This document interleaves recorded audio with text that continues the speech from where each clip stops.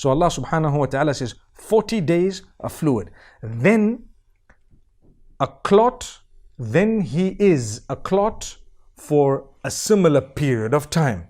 Mithla dhalik. Mithla dhalik means for a similar time.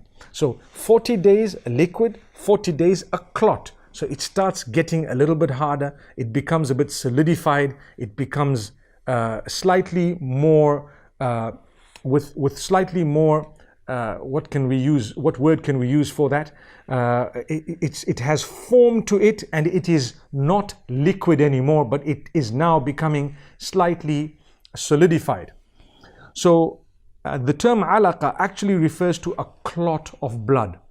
So this clot is amazing because it is still blood, but it is so sophisticated because already in that clot, Allah subhanahu wa ta'ala has instructed it how to reproduce, how to expand, how to actually grow within the womb.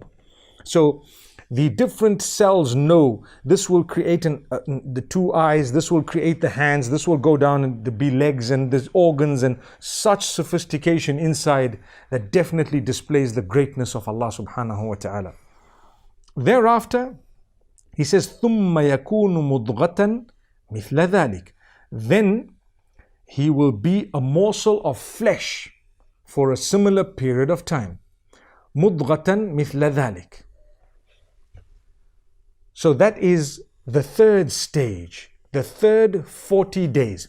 The first 40 days was a liquid. The second 40 days was a clot. The third 40 days was actually a morsel of flesh. And the term used here is mudgha. Mudgha actually means like a chewed lump, so to speak, which means it's now taking shape.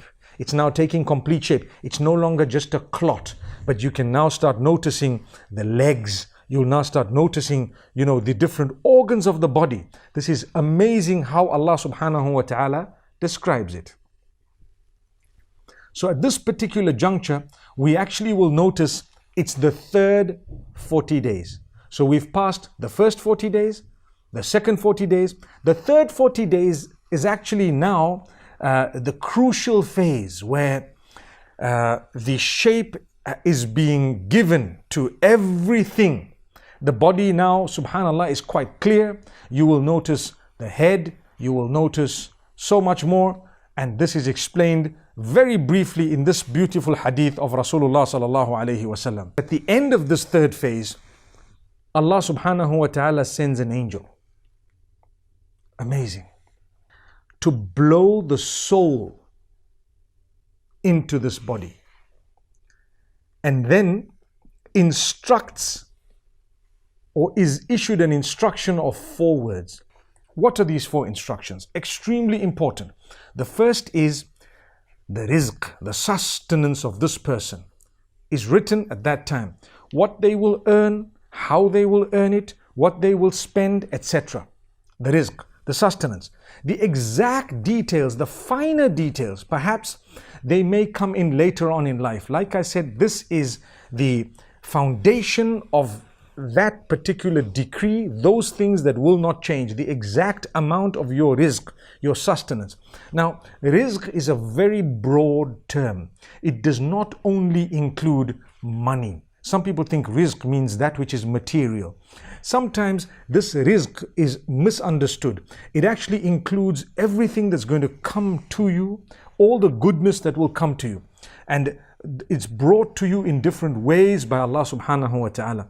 The sustenance, you will never die until you complete the last morsel that was written for you. And you need to understand this. If a grain of rice was written for you and you did not get it, you won't die until you have it.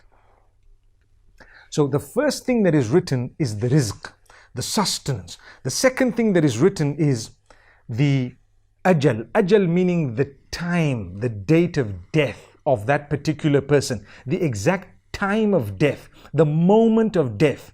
So you're not yet born into the world, but at that stage it's already decreed when exactly you're going to leave the world once again. And then the deeds of the person, the general deeds. This is very interesting, the actions of this person. What are they going to do? It's just written by Allah subhanahu wa ta'ala. Amazing. And thereafter, one of the very interesting points is whether the person is going to be unhappy or happy, or fortunate, unfortunate. Maybe we can use the word wretched, and or following goodness, happy. So shaqiyun am sa'id, whether they're going to be unhappy or happy.